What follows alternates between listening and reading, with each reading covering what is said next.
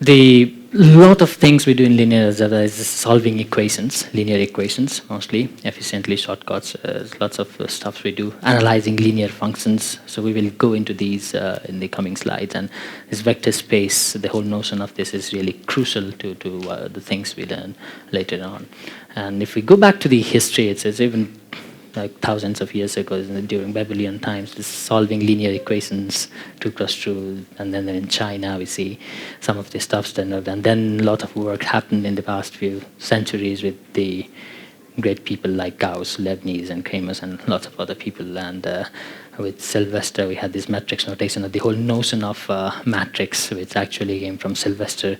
To solve these equations, he had this determinants, and this matrix is actually the generator of this determinant. With and so it's in Latin actually it's womb, meaning, and that's it's because it's generating this determinants that you use to solve equations. When we say linear equations, you can imagine simple two lines. Two lines can be represented in 2D with two equations, and then to find the intersection point of these lines, we solve the equations, right? That's basic stuff we learned in high school. This can be formulated in the form of matrices. It's AX is equal to B, and this is probably one of the most common equations you see in lots of sciences, be it in biology, geology, physics, and many, many places. And even in data science, finances, you can have this A is a system that acts on something that you want to, that's something you want to estimate, and the result is B. And so this solving these equations is what we will look into, and the big foundations of those stuffs. Matrix, what's matrix? It's a very powerful way of representing certain ordered numbers, ordered data, because there's notion of ordering, right? When you think of matrix, there's rows, there's columns, and they have certain spatial relationships, and that's something very intrinsic to images. When we take images, we know the head should be on top and the body comes down, or this spatial correspondence, a spatial nature of this data. So that's very well captured or represented by matrices. And this opens up all these possibilities of analyzing these sorts of data with matrices. And actually it can represent many, many other things in many different fields. So we'll go with few notations and few very basics just to refresh people out and also to lay the foundations for things we will go on later on. The column vectors, we will represent it as a column vectors. So when you say X, as if n-dimensional vector would mean there are n components, right? And when you take a transport, it's a row vectors, and we know that they are not equal, X and X transpose. And when we say Rn, it is a Euclidean space of n dimensions. So 2 dimension would be this plane, right? This, if we think of this wall, it's a 2-dimensional. If you cannot get out of that wall, this room is a 3D Euclidean space. We have 2 directions and the third vertical directions to go on. And vectors are beautiful things to represent all of these spaces that we will look into. 2D vectors, like as I explained, the wall and the room as 3D can be described by these 3 components. Then we know about adding vectors. We can add 2 vectors, which gives us third vector. So it's linearly combining these vectors, or we can scale the vector. You have one vector. When you scale it to the scalar, like AU, it becomes big. So there are some special combinations of vectors, as the sum of vector is a linear combination where you have scalar coefficients to be 1. Difference of vectors, you can think of this as 1 and minus 1 as coefficients. So it's really trying to get into the head this notion of linear combination where you scale a vector and then you scale a vector and then you combine them by adding them. So right, and this is all the 0 combination means you just multiply 0 out a vector, and then if there's 0, there's just a 0 vector, right? And the idea is actually if you combine enough vectors, you can represent any vector in any space with these number of vectors you have. So we will get into more details of this notion of combining vectors to build spaces. Okay. So I'll use the term fill. We will later on use a technical term span for that. But for now, just for the idea, we can think of so if we have three-dimensional vectors in U, what would AU give? Anyone? So what's the maximum space you can get from it? A line, yeah? Right, so it's just one line. A vector gives a direction, and whatever value of A you put is then. Similarly, when you go to second one, AU plus V, sorry? Plane, yeah, because you have two vectors, but are there cases when you have two vectors but you cannot get a plane? Yeah, so if you have two vectors, one scaled of another one, no matter how much you add, it's still giving a line, right? So to fill this space, okay. And so you need a certain kind of combination of vectors to fill this plane, right? You cannot have just about any vector. And similarly, if you have three good vectors, what can you get? It's the whole 3D R3 space, right? So that's what we have. And these are linear combinations. So another example, so we can get, as we said, we can get any, so with these two vectors, you can get a plane. So in 3D, if you are in three-dimensional space, if you have two vectors, two right kind of vectors, you're getting a plane. So can anyone guess what would be the coefficients in this pretty standard case if you have to get this vector, which is -3, and 1? -3, yeah, -3, 1. So these are the standard coordinate axis. Usually in physics, many use I, J, K notations. I think a lot of people use that, AI. So that's a vector notation. So when you have this good kind of vectors, the representations can be quite easy. And so that's why we use, so UVW spans this space of R3. That's the idea there. So how do you fill a plane? So that's another, so it could be, you can do, if you, on your notebook, it's a very simple thing, I think, exercise where, if you have a X, this is plane defined by that equation, and you want to get that X with linear combinations of this one. So what would be U and V so that you can get, so that U would span this thing? So X is any vector on the plane. Can you guess? I think you can just look at the equation and... Maybe you can take a minute to just try to think, I think, or write on your papers. So just a hint, any vector on that plane will set equation, right? Because we know that the linear combination of if you have a plane, and the linear combination of that vectors will lie on that plane. Well, we will see that again, but that's the hint. Okay. So you can come up with some numbers. So you just have to come up with different vectors that satisfy those equations. So for example, we have 1, 1, 0. So it lies on the plane. What about next one? 0, 1, 1. Yeah, looks good. What about 1, 2, 1? Right? But we only need two vectors, right? So 1, 1, 0 means 1 minus 1, so 0 and 0. So this is in that plane. And similarly the other one, 0, 1, 1. So you can take any two of these. So once you have these two vectors in that plane which are not on the same line, you can fill that plane, right? So this is a small exercise. This is one example. So that's where this notion of vectors and linear dependence comes. So what we are saying actually is if you have a set of vectors, then this is 0 only when all the coefficients are 0.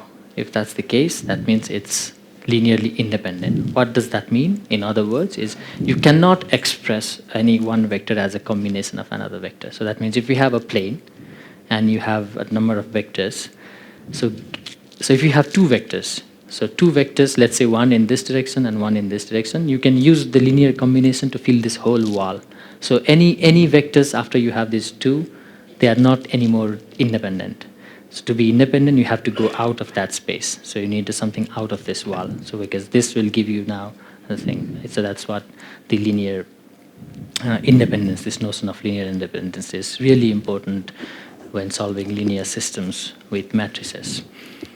So that means if for example, if you express V1 as the combination of something else, then they are no more independent for some non-zero coefficients. And this is how vector spaces are built. So what we say is vector spaces are closed under linear combination. What does that mean is when you combine vectors with linear combination, it still lies in the same space. So that is closed, means it still lies over there. In mathematical notations, that would mean if U is in a vector space, there's capital V, and V is there, that any given linear combination would lie over there, V, right? So for all values of scalars A and B. So this is where I'm just trying to say the same thing but from many different ways, showing in the notations, because these are key ideas to get into.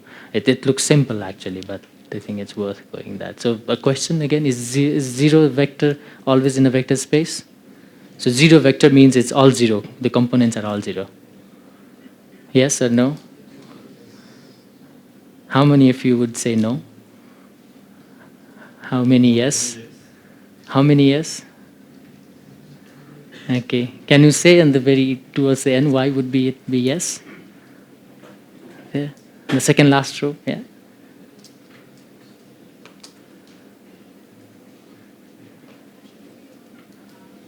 Bit louder, please. Yeah? Sorry? So why would it be a zero? Sorry? Okay. Or, yeah, or you can take that vector in that equation and see that whether you always get that. Or, okay.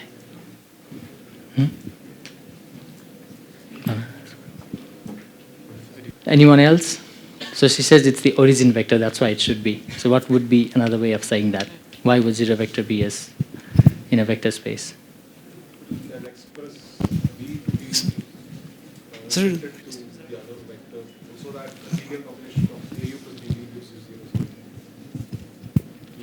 Yeah.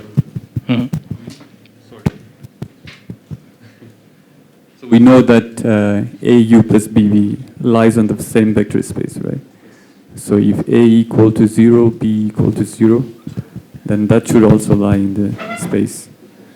So that will give you 0. So you can always put 0, right? That's why you can always put the value of coefficient 0 to get the 0 vector. Okay. So the answer is yes. So another thing is that it is clear that AU plus BB is not independent of U and B, and that's the notion we're trying to study here. Mm-hmm. And if you have questions about this, I mean, we can take some questions later on also, and during the lab sessions as well, right? Then again, some more notion on vector norms. So well, there can be different sorts of norms, but for now, for this lecture and during here, we can think of the length of this norm as expressed as what we call a distance between the vectors. I think that's how we usually learn during high school or undergrad, right? So that's there. Then the unit vector means the length is 1. Unit vector, which is this notations, giving just refreshers on the notation. The norm is 1. That's the unit vector, and for any given non-zero vector v, you can get the unit vector. So that means for that direction of unit 1 by just dividing by its length. Vector operations, we go back to linear combination, which is the key operation we need. Then the dot product. So what dot product means is if you have two vectors, it's getting a dot product is actually saying how the you can project, let's say U, if you draw a line from U to V, how much of that part gets into the part of V. It's like this notion of projection. The other way of looking at it be what I think traditionally, when you study in high school, most of you studied it's angle between two vectors. It's a tool used to compute the angle between two vectors. So this is the relationship we have. When you have two vectors, you can compute the angle theta by first computing the dot product, then you divide by the norms. But there's this notion, I think it's useful to see this intuition, which is trying to see what part of this U vector goes into V. So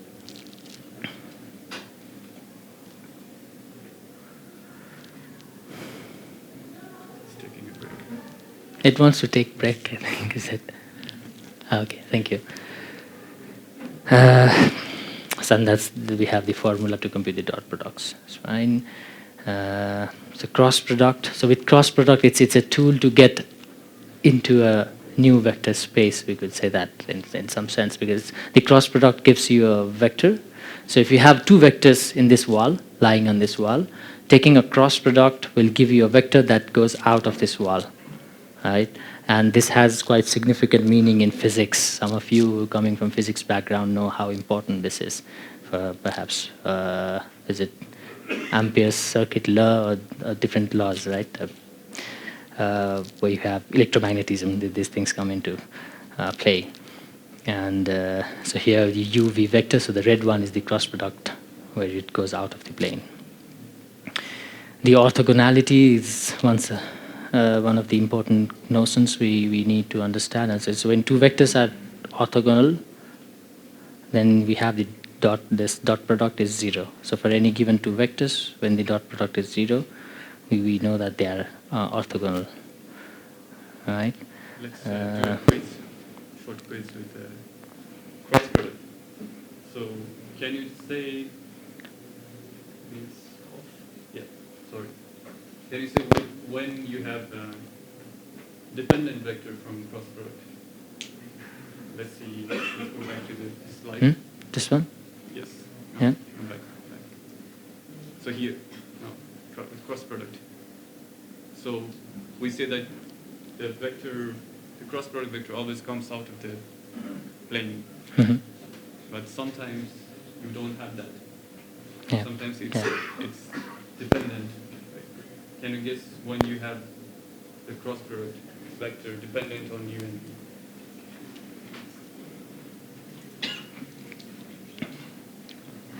Just say like V is 0 vector. Or U and V are parallel. Then you get a 0 vector, right? So 0 vector you can express in terms of U and V is 0 times U plus 0 times V, or 0 times U. So notions you have to continuously keep in mind, when vectors are dependent and independent. Okay, sorry. Yeah, let's go. Yeah. Let's do one more exercise. Huh? Is it? You gave them the answer. Did I give the answer? But you can walk through it, right?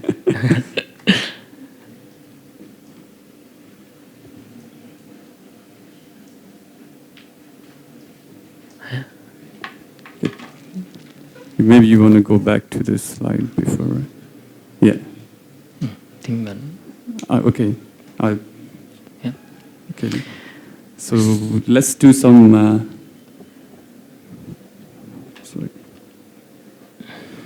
So let's talk about orthogonality of vectors. Is everyone alive? Okay. So we consider some bunch of vectors which are perpendicular to each other, orthogonal to each other. And you will see the importance of these orthogonal vectors later on.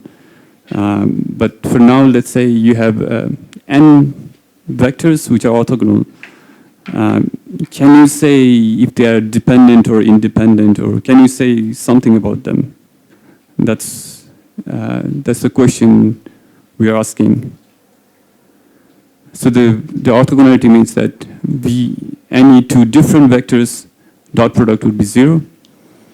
If it's the same vector, the dot product will not be 0, will be the square of the norm of the vector.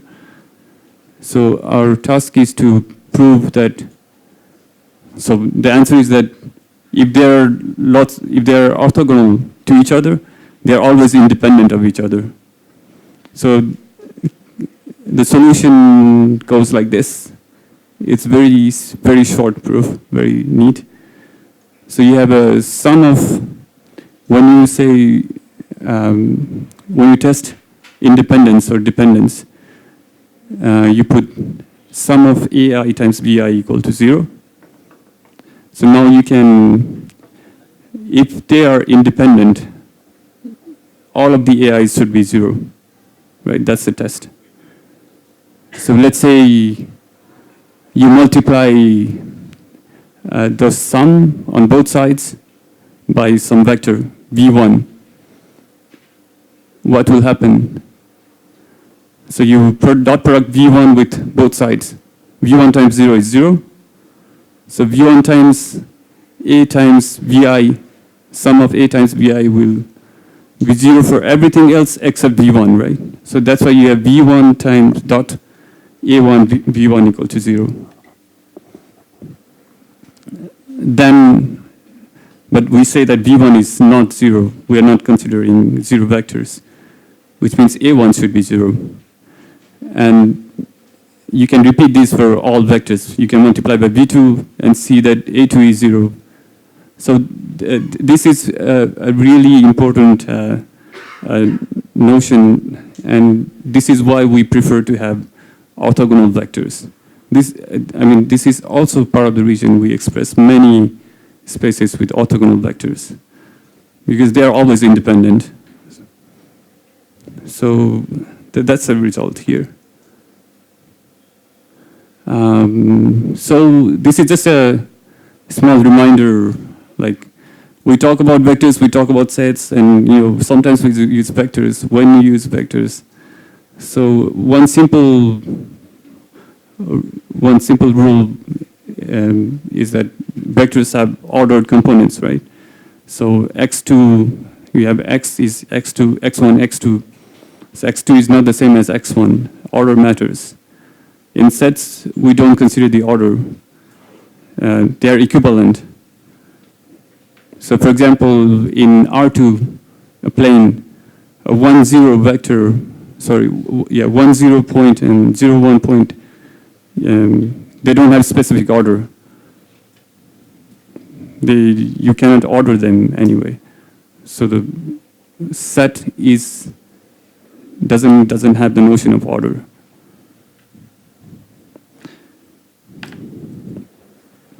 So next, now we go to the stuff that everyone is afraid of, matrix as transformations. So this is a different. We'll try to give you a different perspective to matrices. So you have been multiplying vectors with matrices. You have been multiplying matrices with matrices. And you don't know what you are doing, why you are multiplying these things, right? So usually matrices in this course and in the following deep learning or in following 3D vision courses, we always see matrices as a transformation function. So it transforms a vector x into a vector y. So for example here, consider rotation, right? So rotation, you have an input vector x, it rotates the vector into some other vector y. So for example, this case, r equals to 0, 0, 1, 1, 0, 0, x. It's a very simple rotation. And you get y equals to 1, 1, 2. So blue is the input and the red is the output vector. Matrix represent linear functions. How? Because the input is a vector, and it combines a vector linearly to produce an output vector. So when you think about a matrix,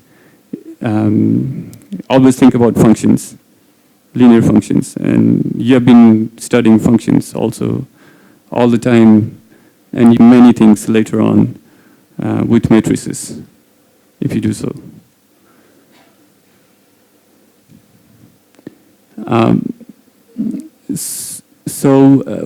Few important works in matrices date back to Cayley. Cayley was a guy who introduced a lot of these intuitive notions about matrix multiplications. So he defined matrix multiplications as compositions of functions. So just now we said that matrix represents a function.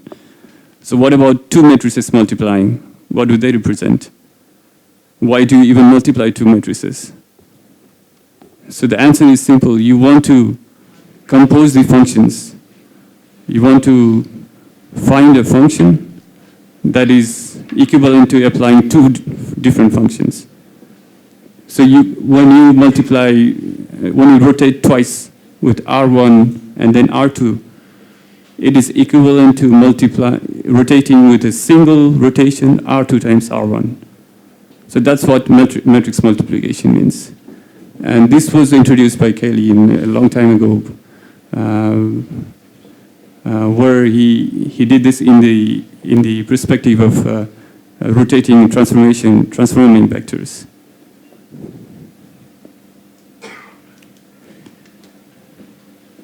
So there's just an example.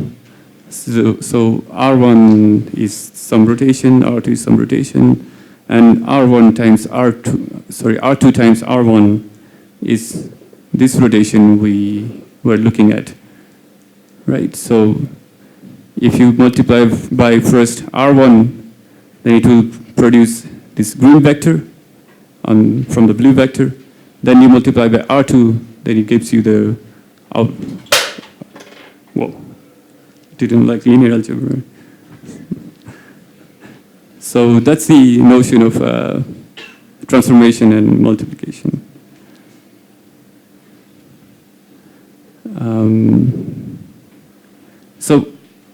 This is we want to look into matrix multiplication in even more detail now.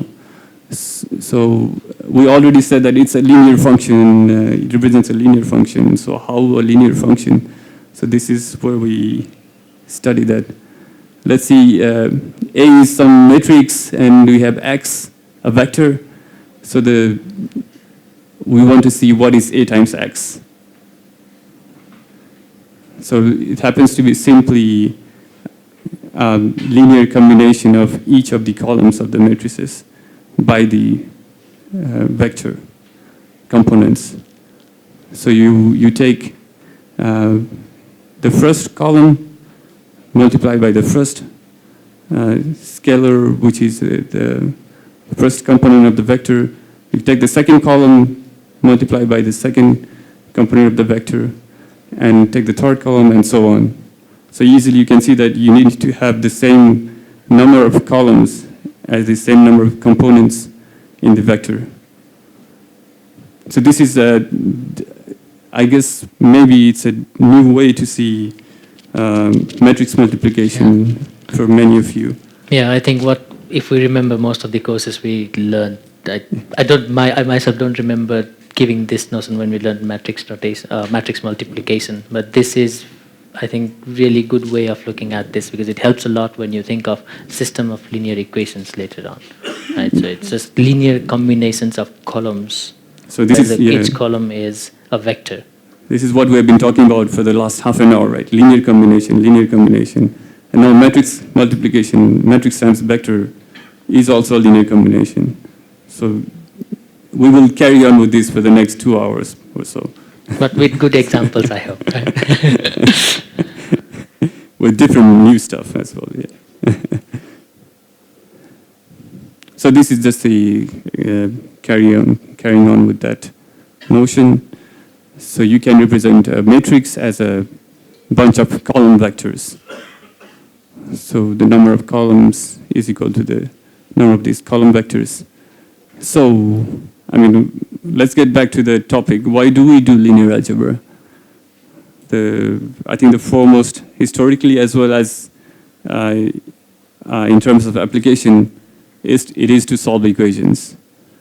You want to solve equations fast, you want to solve equations of difficult kinds, you want to solve equations of that are not, that do not have the same number of equations as the unknowns, and all these things will come into the next chapters, next slides. So let's get to the very simple equation Rx equals to y. And when we want to solve the equation, we know the output vector y, and we know the transformation matrix, which is R, and we want to find x. How do you do that? So there is more about this. R is a linear function that, yeah, I already said it. So yes, what we generally do is we want to find the inverse function. So here we said that R maps x into y. We know R, we know y. But what we need to find is something that maps y into x. Then we can multiply that with y and get x.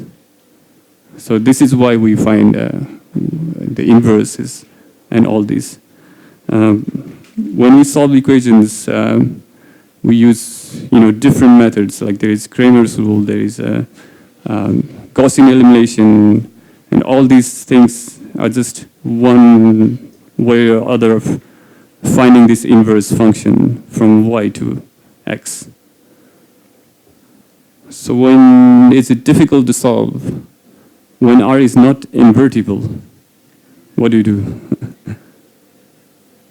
So this is what we will talk about later on. But first, let's go back into our favorite topics, which is, again, linear combination and vector spaces. So we want to know more about linear combinations again. So we talked about U-V vectors spanning space. Now we want to see what is, how do we represent that vector space with a minimum number of vectors. Okay. So let's say here you can represent this plane with just two vectors, u and v, and they're independent. So if the vectors are independent and they span the space, then those vectors are called these bases of the vector space. They are important because in a way, they represent this whole space. So can zero vector be in the basis? It's a quiz. Anyone? Anyone alive? Yes, no. Yes, no? No? Let's vote. Let's be democratic. How many no's? Okay, 3 no, and all others yes. So all right? yes? So the idea is that basis is a set of independent vectors. So we don't want to include any vector that is not independent. So if we have so in the 2D, in a 2D space, vector space, so let's have some one vector, right? So the question is, in this space, so if you have this as a u, vector u, the question is, can zero vector be in the basis? So if you add a zero vector, what do you get? Can you go out of that line, that vector? And what do we need it to be a basis, it should be independent, right? And we know when it's independent, what happens? We span the whole space. But can we do that with zero vector? Can we?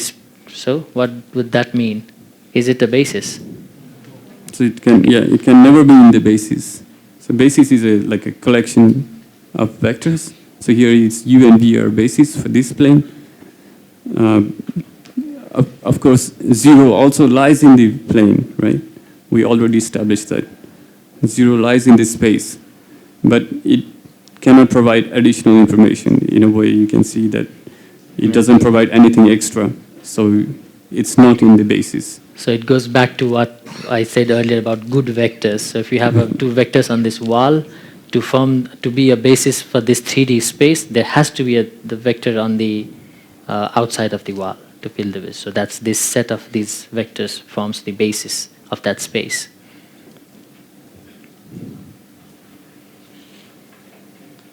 So now we go even further into matrices and spaces inside matrices.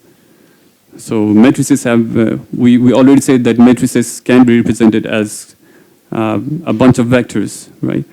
A bunch of ordered vectors. So v1, v2, vn are the column vectors of the matrices. Then, of course, they should span some space. v1 to vn, they should represent some space. If you linearly combine them, they will represent some space. And this space is called the column space. Well, nothing very creative, because it's a column vectors, so they span the column space. So the question we always want to ask, given a matrix, I think this is the first question you usually want to answer is, how many of those vectors matrix? And that is called the rank of the matrix. I don't know how many of you have already gone through the rank, and usually you say it's a full rank or not full rank, but you can learn much more by thinking of the matrix as a bunch of vectors and saying how many of these vectors are independent. So how many of you had learned about rank before? Rank of the matrix. I think almost everyone in engineering school, I think you would. And did you know about this independence in the column space? And then, okay, cool. Yeah, we will keep on using this, and these things will be extremely important in the part of the 3D vision topic. So let's make sure that we have this notion very clear. So some more quiz. A, B, C, D, those are all matrices. What do you think about the rank of these matrices? So first step, represent those matrices as a bunch of column vectors, right? That's first thing we have to do. Let's go with A. 2y2, there are two vectors, and they are independent, right? And what about B? Well, there are three vectors. One is 0, which is not independent, so the rank is 2 again. What about C? There are 4 vectors. Oh, they're very smart people here. I was planning to trick you with this, but so yeah, again, this is 2 because this vector is dependent on with these 2 vectors, right? So you add these first two vectors, you get the last vector. So the last vector is also not independent. So you only have 2 independent vectors here. So the rank is 2. So what about D? Why I heard 3 and 2 mixed. Maybe it's 2.5. Why 3?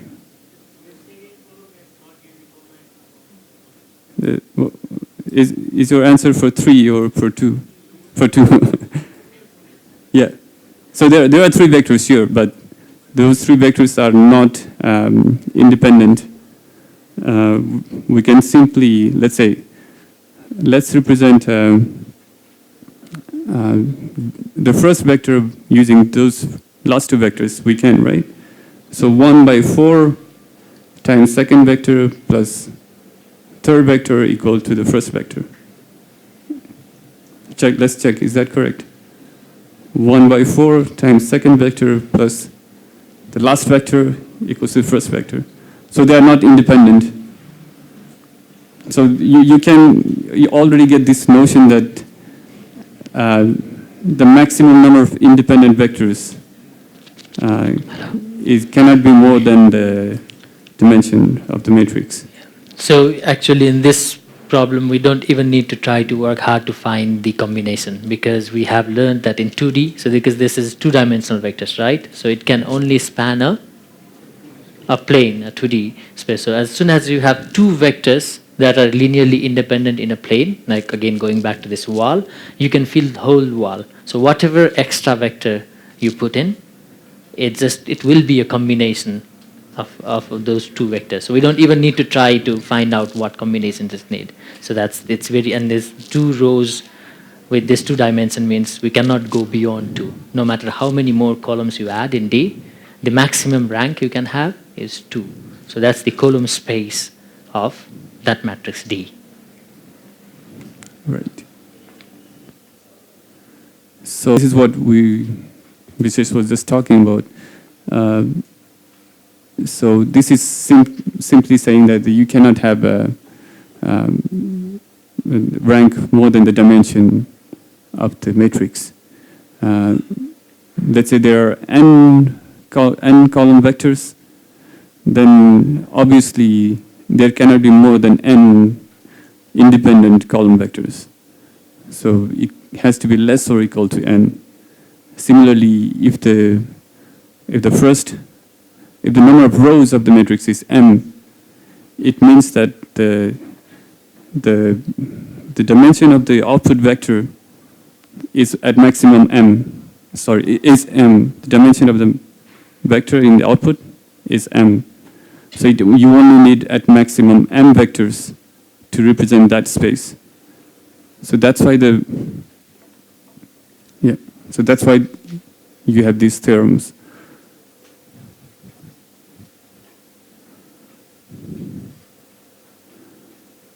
So I just said something about the output vector's dimension. So we can get a very nice geometric intuition of rank. What does it represent? By looking at the dimension of the output vector space. So the dimension of the input vector space, let's say, is 3 here. And we have this matrix A that transforms X, this 3-dimensional vector, into some Y vector. In this case, Y is also 3-dimensional.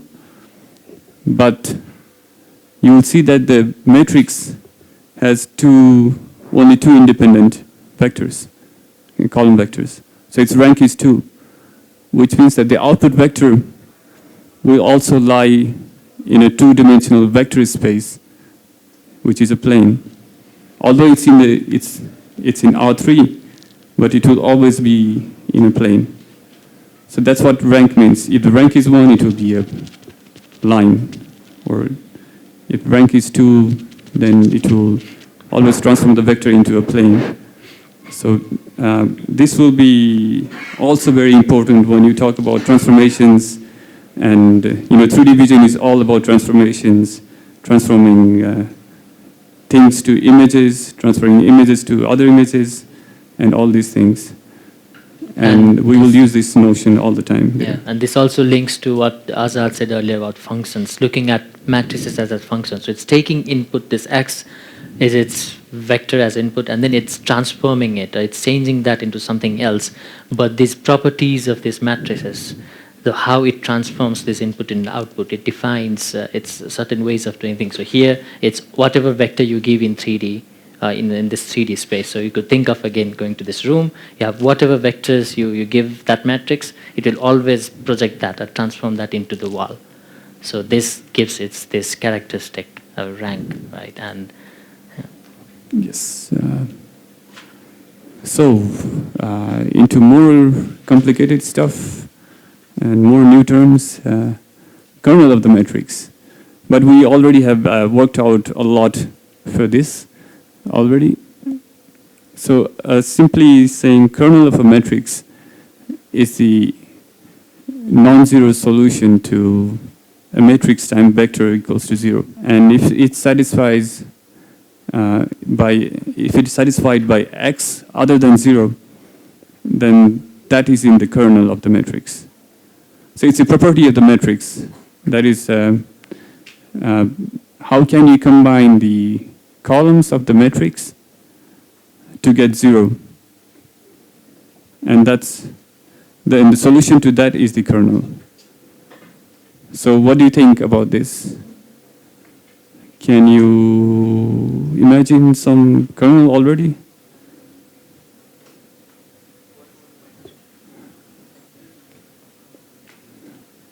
Sorry?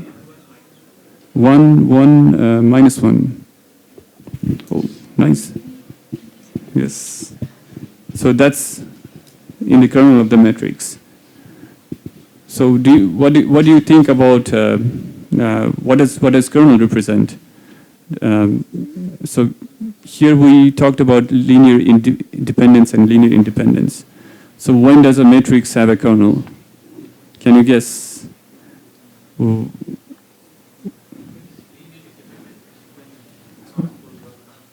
When it's not full rank, yes.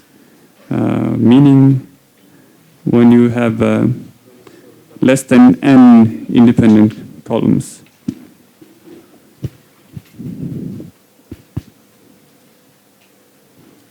Right.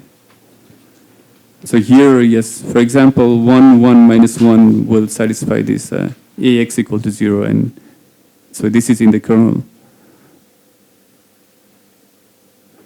So there is another very important theorem in linear algebra. So if A is a matrix, m by n matrix. By the way, this is the notation we usually use. Often you see if you read papers or academic journals, you'll see this Rm by n and Rm or Rn, all these things. So this is just a m by n means that it's m by n matrix. M means it's a vector. Rn means it's another vector with n dimension and all these things. So now let's get back to the theorem. It says n equals to rank of A plus dimension of the kernel of the matrix. If you think about linear dependence and independence, you will already see why it is so. Rank A means you are asking how many of the vectors in the columns of the matrix are independent, right? And in kernel, you are asking how many of them are dependent. So the number of dependent plus independent will be the total number always. So that's why you have this theorem.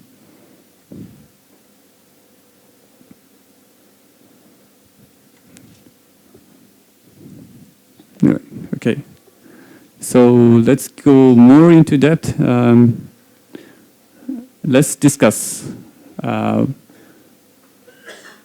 you think you will benefit by having basis vectors which are orthogonal?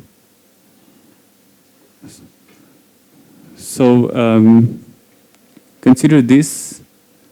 There is a vector space V, and this is spanned by V1, V2, V3, meaning V1, V2, V3 are the basis vectors. And we want to represent some x vector with V1, V2, V3. Will it be easier if you have a basis vector which is orthogonal? For example, if you take V1, V2, V3 as the orthogonal axis of the of the coordinate system, you already have the answer, right? A1, A2, A3 is just the coefficients.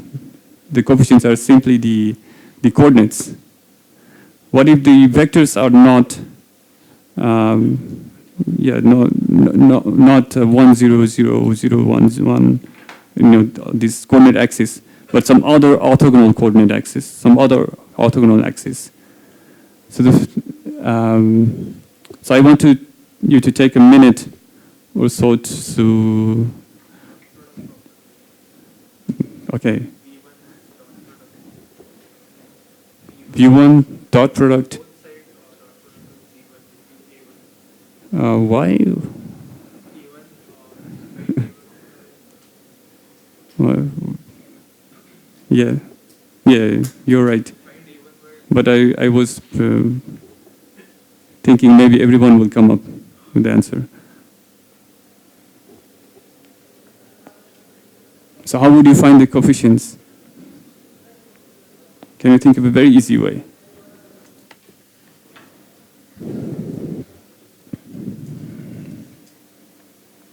So the answer is that, yeah, you can just dot product. If you have orthogonal basis, then you can dot product the vector basis with the basis vectors with the x vector to get the coefficients. How we will not go into detail here. Maybe you can like see how it is. So like, take a minute or two. Can you see right and see why it is so?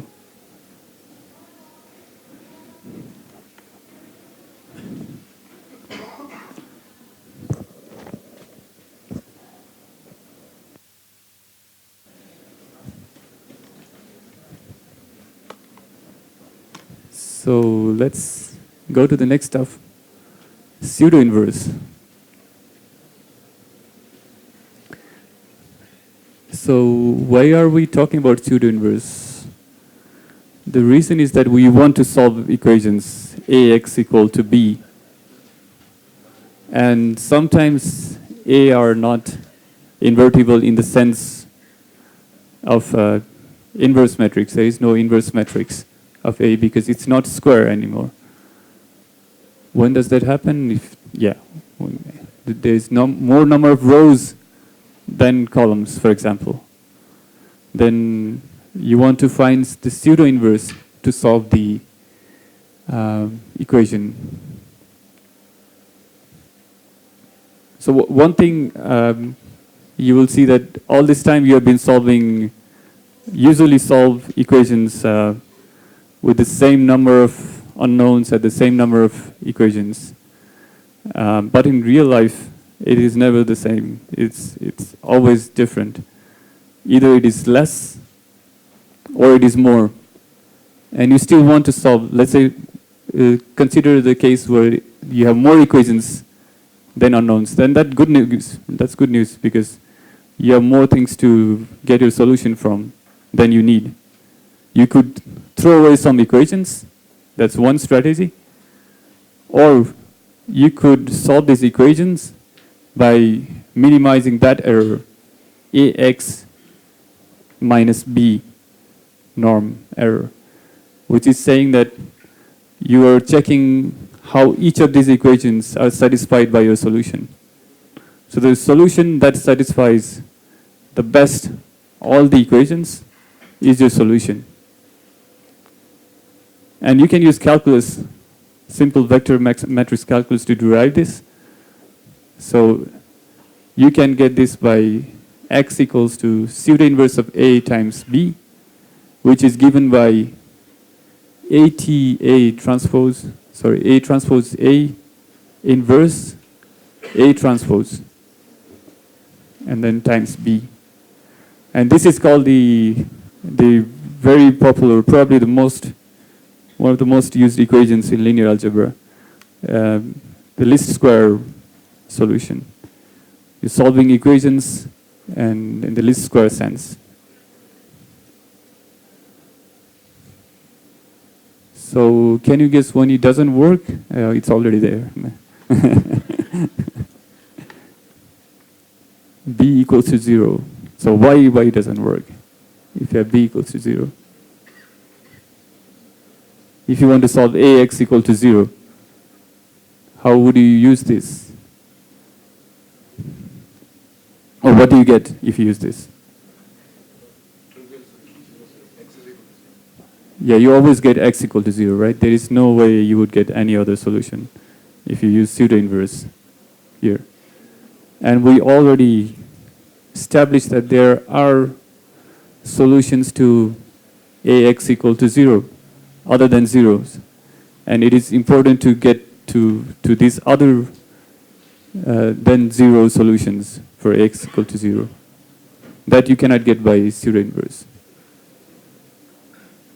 But if you want to work it out, if you want to, I think it would be a nice exercise. If you want to work this equation out, you derive this with respect to x. So what we want to do is,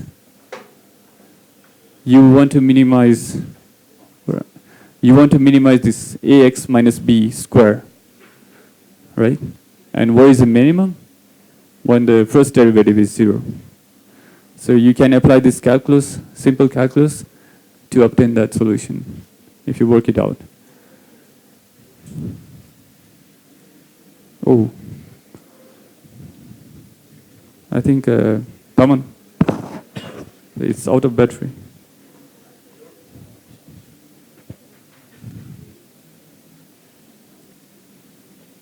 I see some of you are already working out the solution. Let's carry on for a bit. So an example, I think this is the simplest possible set of equations you can come up with to teach in a class, right? x1 equal to 2, x3, x1 equal to 3. So this is the kind of solution, equations, the same, this is very analogous to the condition where you have m is greater than n, meaning you have more equations than unknowns. So here you have only one unknown, but you have two equations. So what would be the solution for this? Which solution would you choose? x1 equals to 2 or x1 equals to 3? 2.5, yes. Why? So let's take 2.5 as the solution. Then let's check what this value is, ax minus b. What is a and what is b here?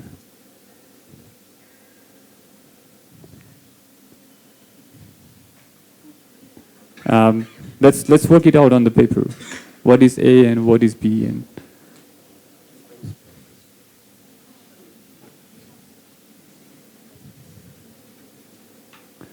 so what we want to solve is this ax minus b. We want to minimize the norm of ax minus b. So what I want you to do is check the value of ax minus b norm square for x1 equal to 2, x1 equal to 3, and x1 equal to 2.5, as he said, and see which one is least. So what's the value for x1 equal to 2, the error?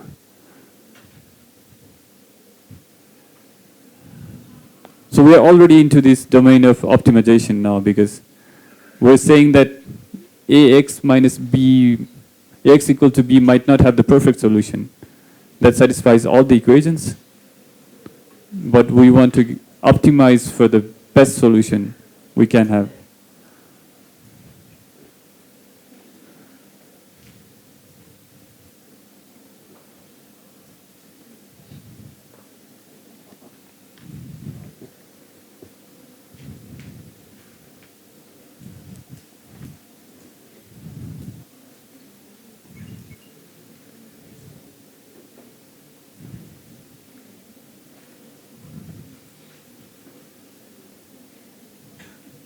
Did everyone get it? It should be very simple.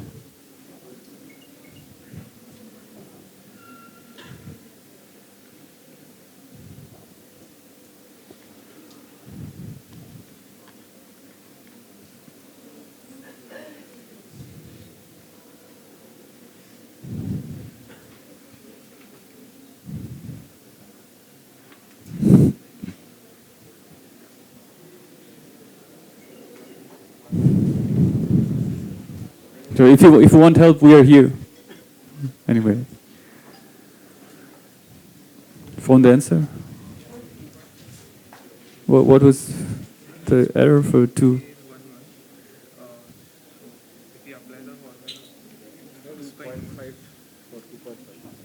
So you just have to, so for 2, the first one is 0, the second one is 1, right?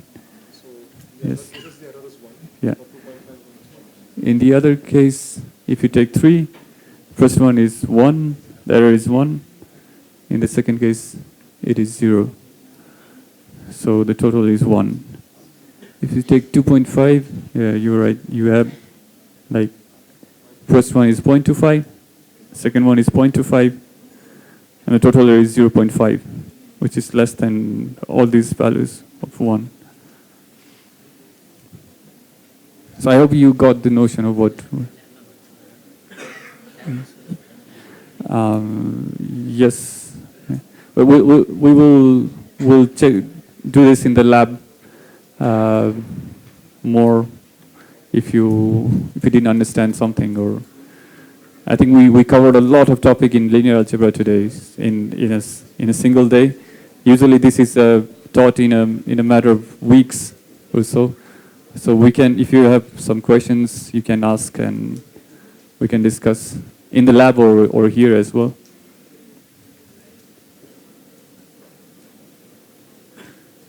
So this is a very big slide, so let's wait a bit.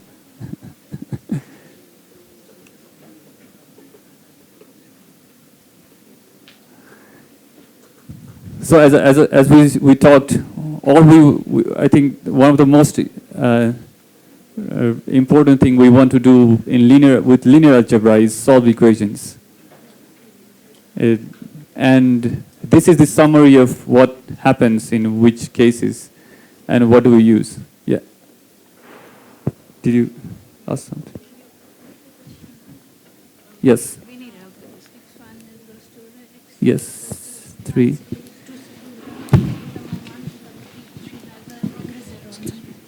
No, please.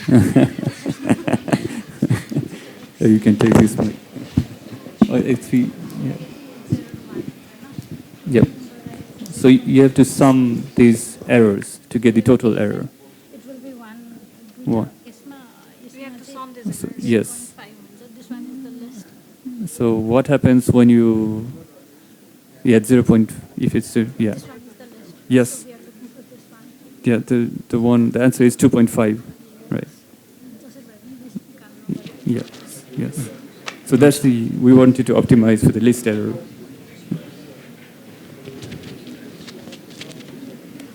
So let's summarize what we studied about solving equations. The first case is what we just studied now. Ax equal to b, where we have less unknowns than the equations. Then what you do is use pseudo-inverse to get the optimal solution, which is the least error solution.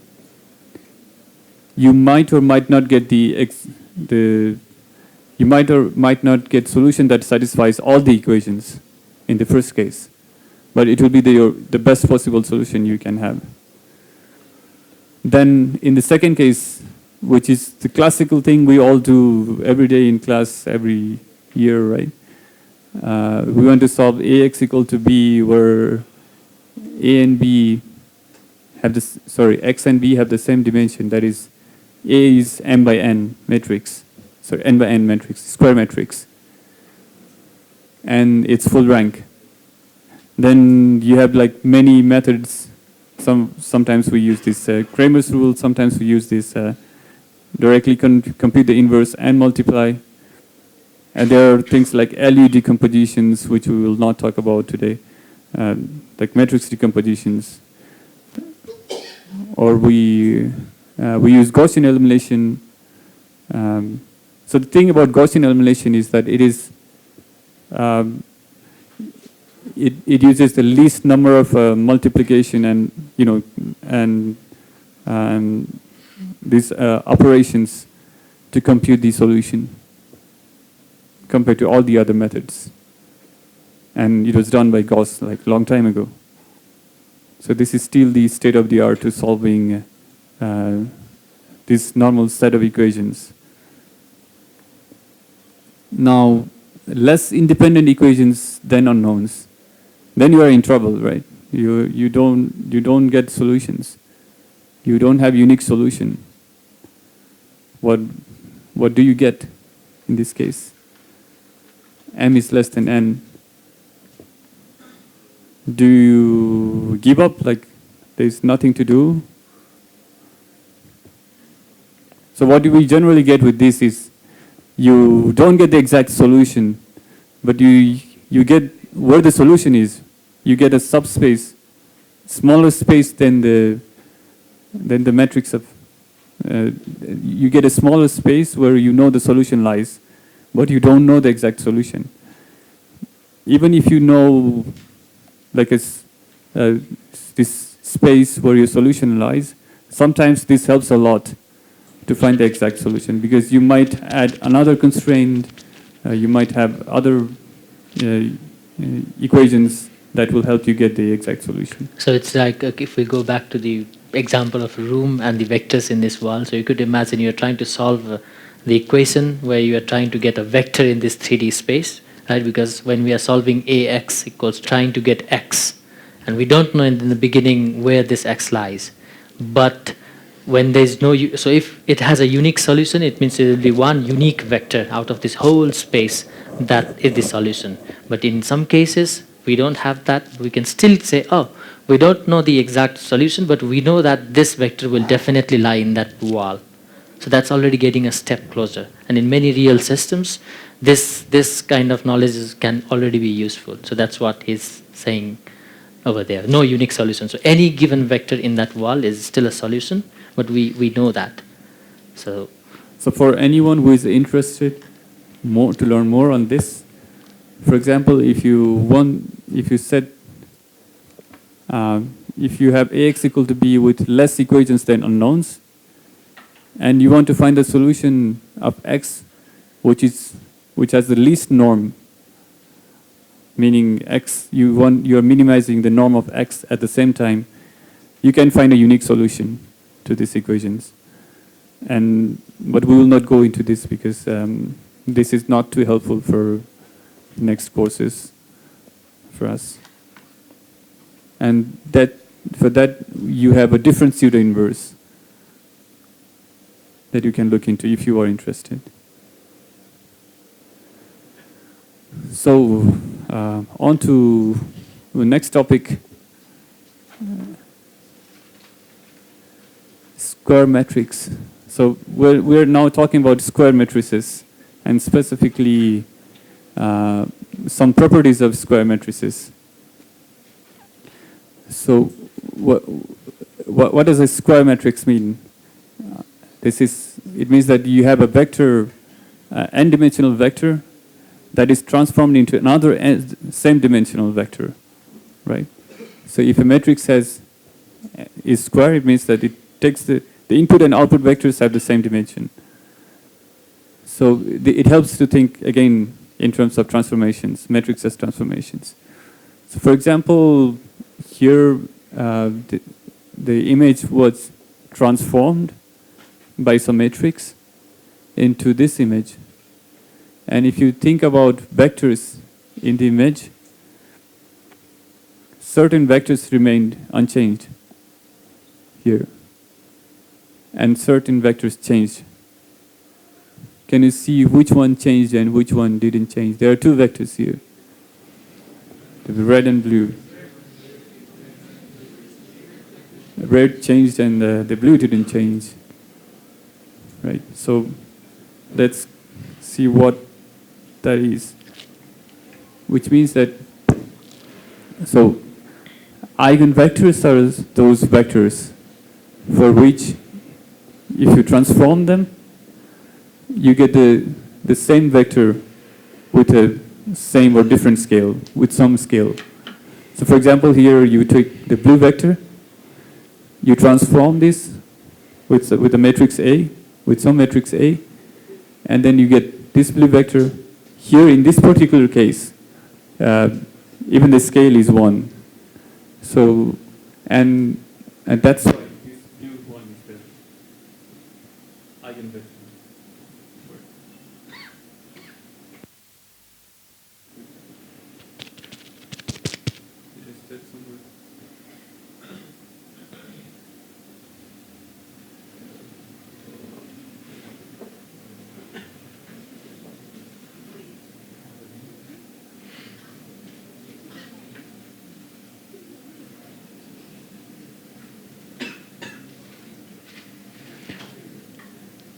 So here in this equation, when we see Ax equals lambda x, what it means is you have a vector which is being transformed by a matrix A, and the result you get is still the same direction with the x, and it's just being scaled by lambda.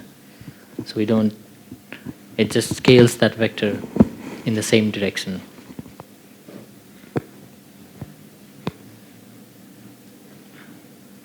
Yes.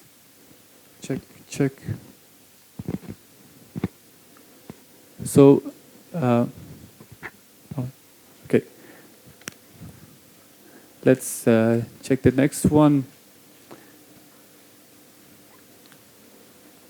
So here it's just another pictorial way of saying what eigenvectors are.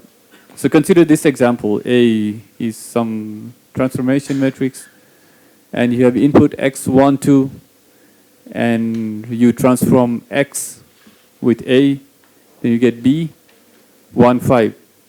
So here 1, 2 vector is not a scaled version of 1, 5. So that's why this is not an eigenvector.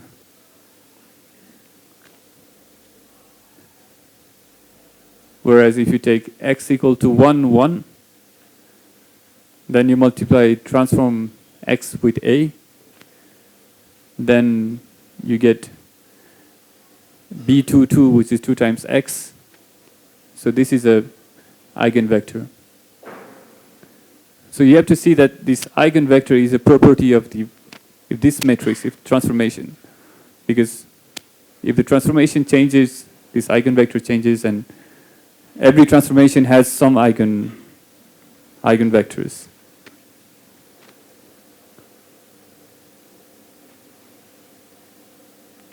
So how do you find this?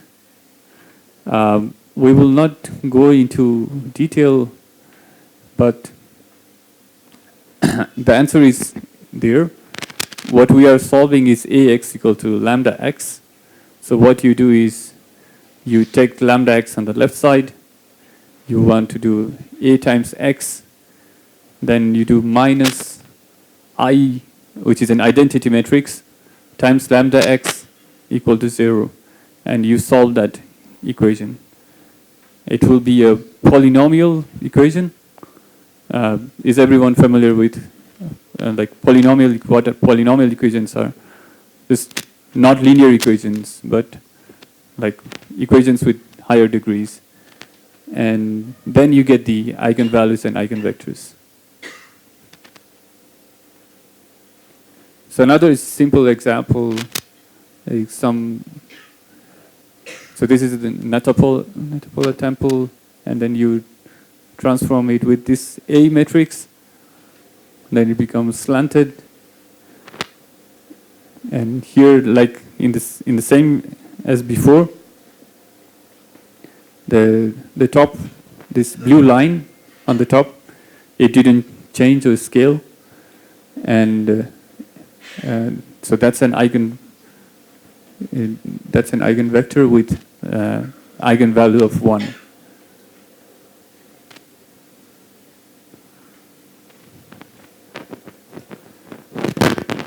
So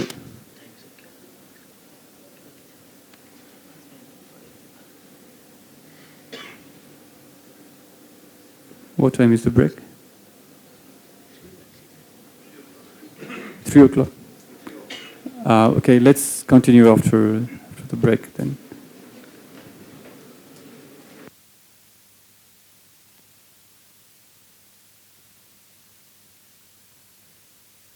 Image, what is the transformation, and where are the vectors coming from, and all these, thousands of questions. So I will just try to answer some of those, and I think many of the questions will become clearer later on once we progress in the course during this week and next week. So the first thing is that here we are transforming vectors of pixel locations, meaning that each of these pixels in the image has a location. So we create some coordinate axis. So the vertical axis is the equivalent of y-axis, and the horizontal axis is the x-axis. So the positive axis goes from top to bottom for y, and the horizontal axis and the positive axis of x goes from left to right. And the topmost is there's a point origin, and then the top left is the origin 0, and from there we have the coordinate system. And here what's happening is so this vector is the pixel locations. It has some pixel. There is some pixel here in the vector on the right. So that location could be, let's say 50, 0, because for example, could be 50 or 100, I don't know. But I'm saying that that's the vector on the x-axis for the pixel. And this is getting transformed, this vector is getting transformed by this matrix. And what happens is that the pixel gets mapped to a new location, and you redraw the pixel in that location. So, yeah. So this pixel gets redrawn to this location, and for example, this pixel here gets redrawn to this location, and the vector gets mapped to new vectors, and that's how we are transforming. So only the x-axis vector, where the y component is 0, remains the same. For example, this pixel also remains the same. The vector remains the same, but for all others, they are transformed into new vectors. So that's why you only see one eigenvector here. In fact, the other eigenvector is outside the image here. So we'll not talk about that here.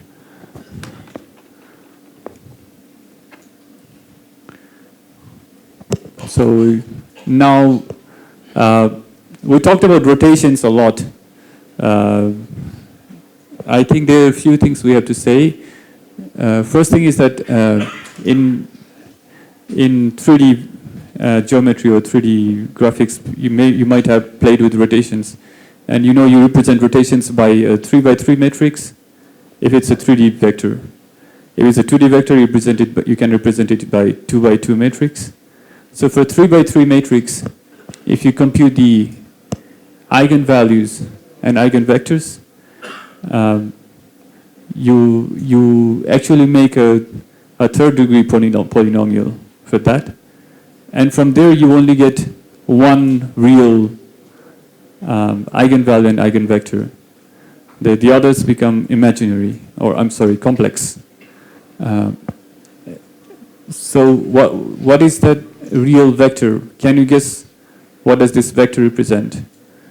This vector represents, so points on this vector should not change when being transformed by the rotation. That's what it means. So if you have if you're rotating, let's say, around this axis, and you have a point here, you rotate by some angle, any point on this axis will not change, right? They will remain the same. So, which means all the points on the axis should be an eigenvector. So they represent an eigenvector. The eigenvector of a rotation matrix in 3D is the axis of rotation. For example, for this case, this is the rotation about z-axis, and when you compute the eigenvector, you get the real eigenvector as the z-axis vector.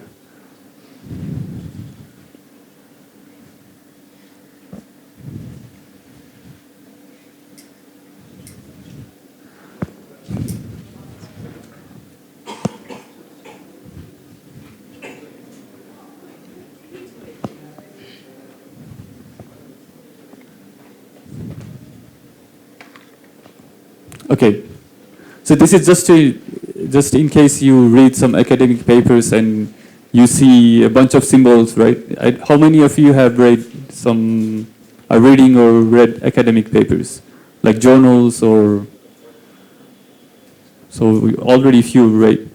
And you will see like lots of complex mathematics, and they are complex because you don't know what these symbols represent.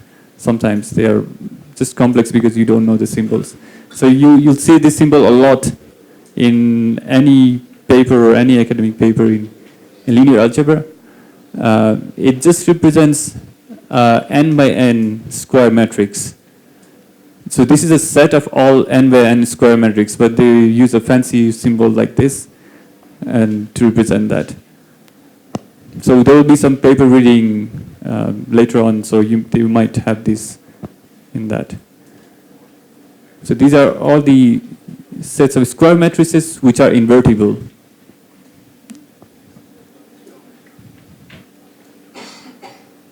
So let's talk more about the symmetric matrices. Symmetric matrices are special. Now we will connect this to what we were talking about, linear basis of a matrix. Because symmetric matrices have eigenvectors which are orthogonal. So you just have to take it as, we'll not go into the proof of this. You could try to prove it, it's very simple. But what we have is you can decompose a symmetric matrix into a basis of orthogonal vectors times some diagonal matrix times the inverse of the orthogonal matrix. So the inverse of the orthogonal matrix is the transpose. So for example, yes.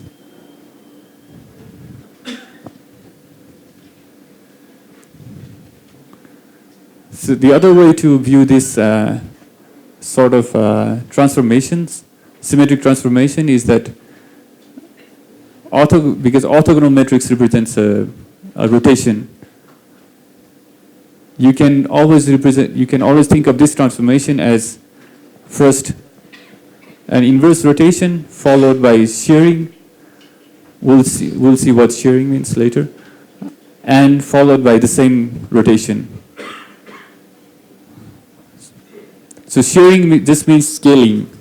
So if you have different components of the vectors being scaled by different factors, then that's called shearing. So that's represented by diagonal matrix. Because all the other, if you multiply something by a diagonal matrix, you will scale each component separately, but you will not combine those two different components together.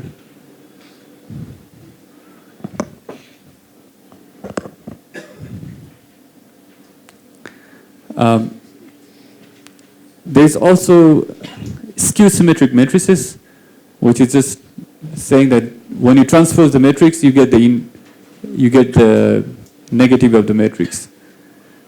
And one very important application of a skew-symmetric matrices is representing the vector cross product.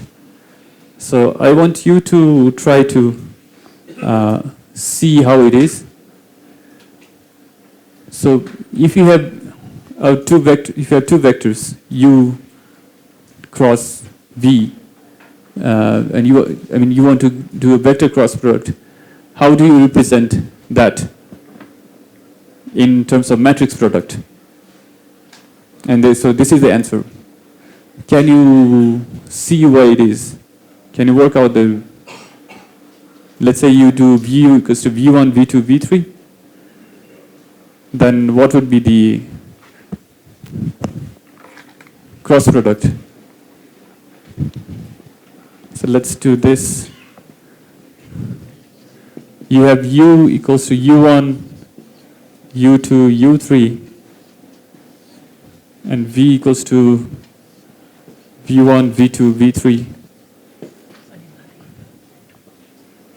Maybe not everyone can see this. And you want to do u cross v, and you want to represent it as a matrix product. So what you do is you create a skew-symmetric matrix. You can see that this is a skew-symmetric matrix because you can just see the diagonal elements are 0, and the others are the negative of their transpose.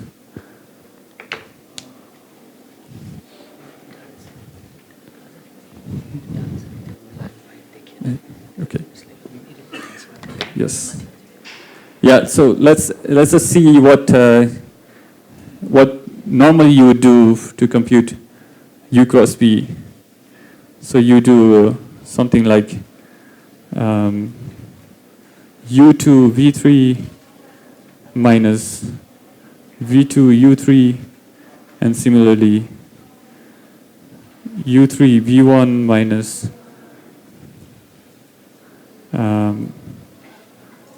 u3 v1 minus u1 v3, and then u1 v2 minus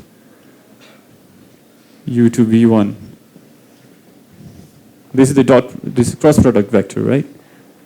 And the advantage of using this notation is that you can use matrix notation.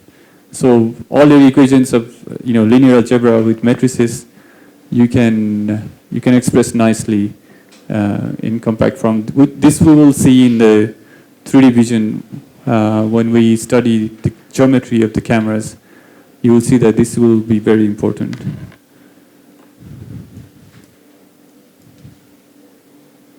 So let's continue on solving equations, because that's what we want to do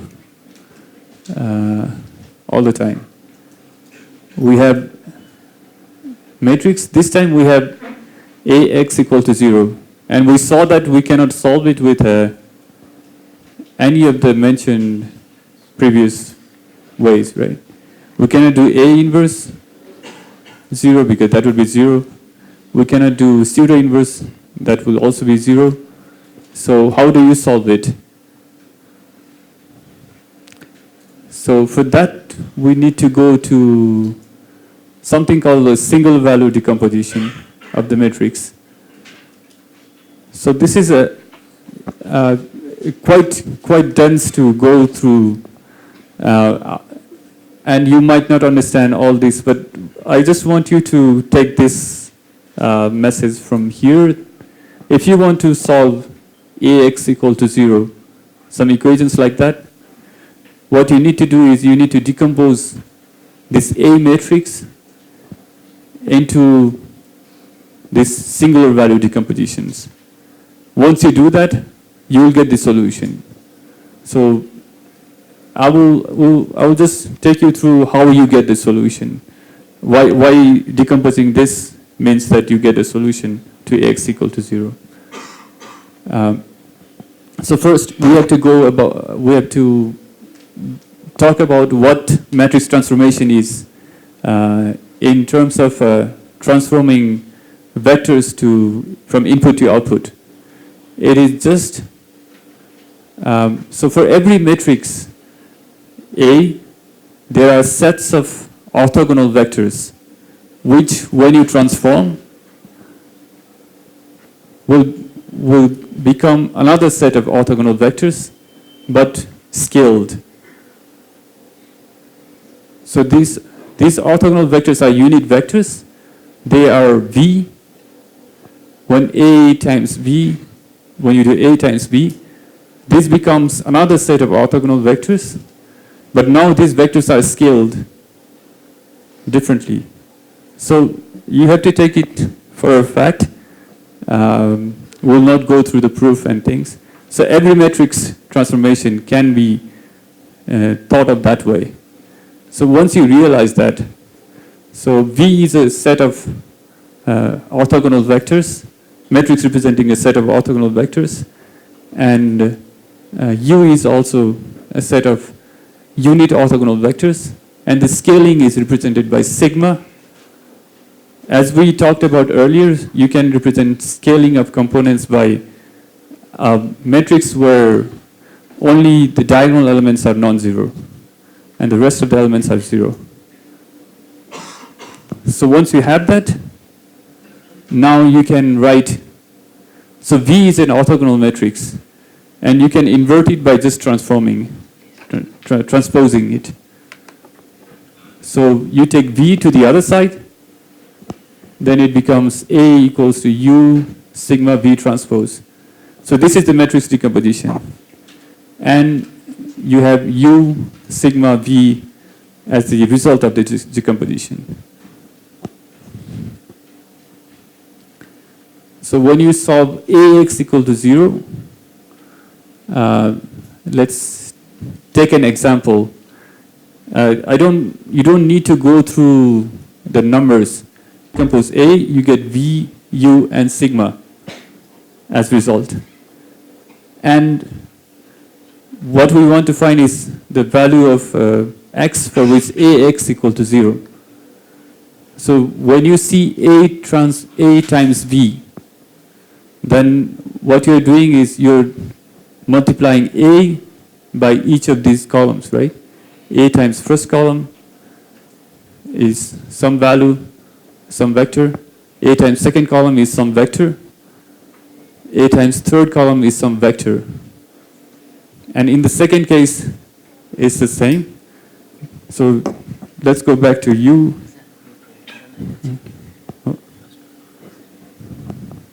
So A times V gives you a bunch of vectors.